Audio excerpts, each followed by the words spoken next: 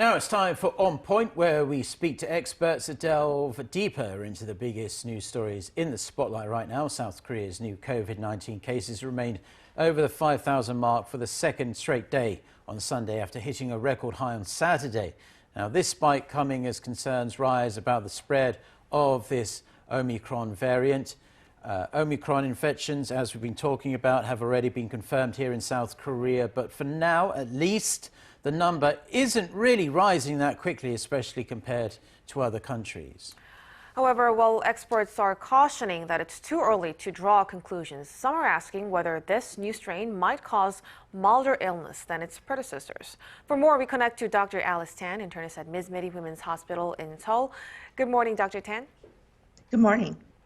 Now, a small study in Europe showed half of the Omicron patients had no symptoms and half had mild symptoms with no severe disease, hospitalization, or death.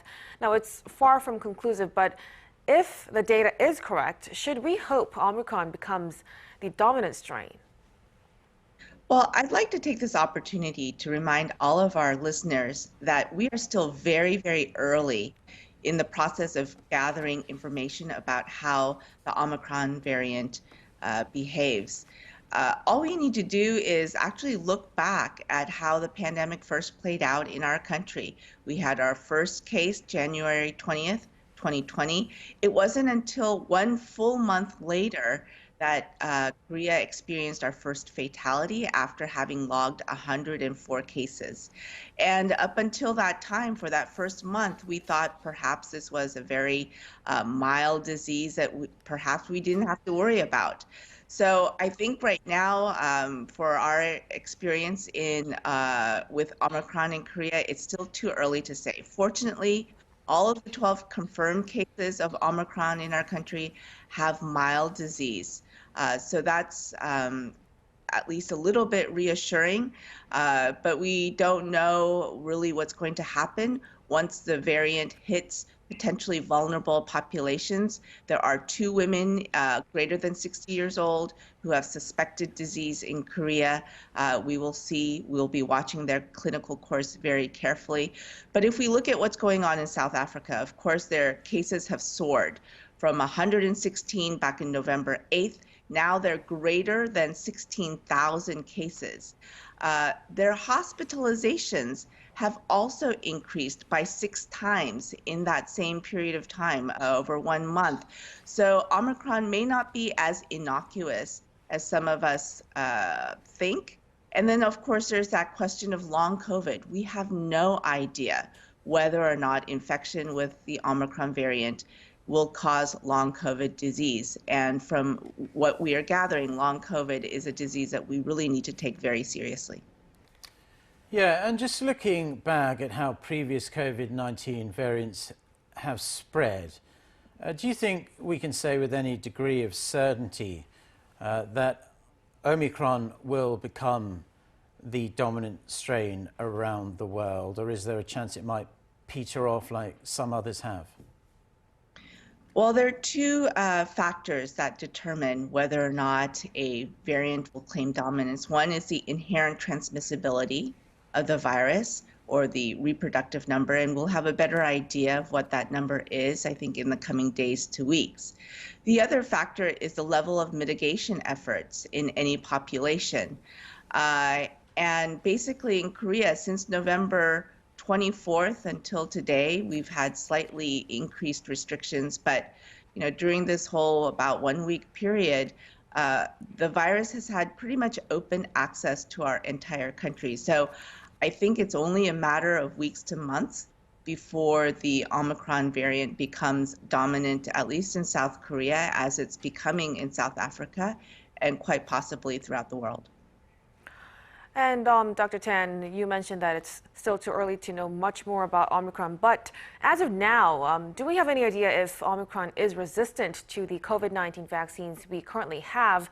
And even if that's still unclear, do you think it's better for people to get a booster shot sooner because of the emergence of Omicron?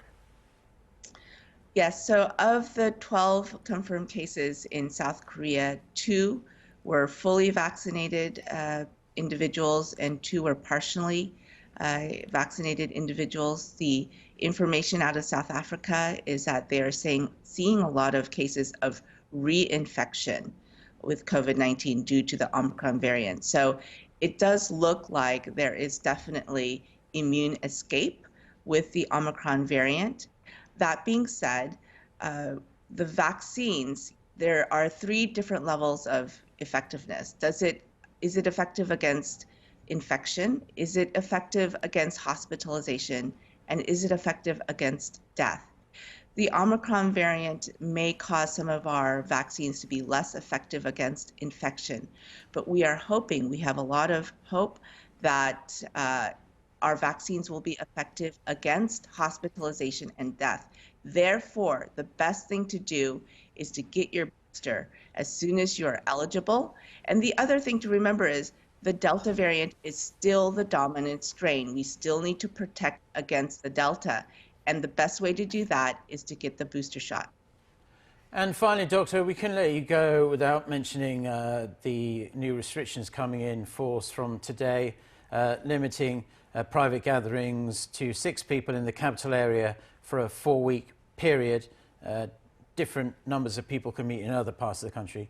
But most public facilities will be added to businesses that require that you show a proof of vaccination or a negative test for entry, that negative test taken within the past couple of days.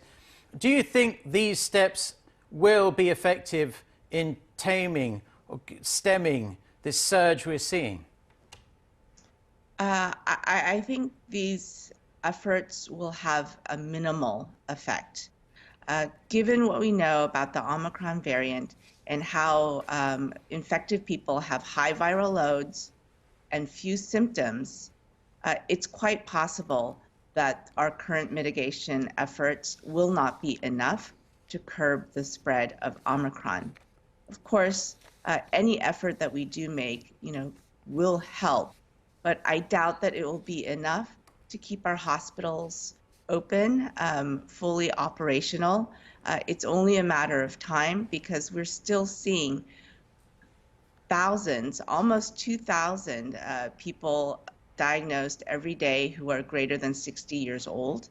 We had more than 800 admissions to the hospital yesterday alone. So it's really, I think, just a matter of time before we have to pull the brakes again. Right. Dr. Tan, as always, we're grateful for your insights and thank you so much for joining us again. Thank you.